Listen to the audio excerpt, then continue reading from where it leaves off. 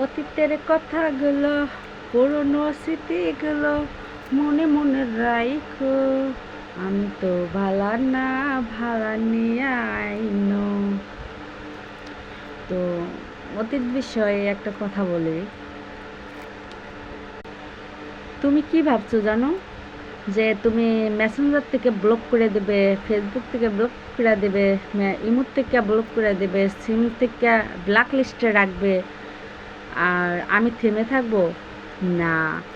যে মেয়ে একবার তোমার জন্য বিষ খেতে পারে, সেই মেয়ে পুরা পৃথিবীর ঝড় উড়াতে পারে।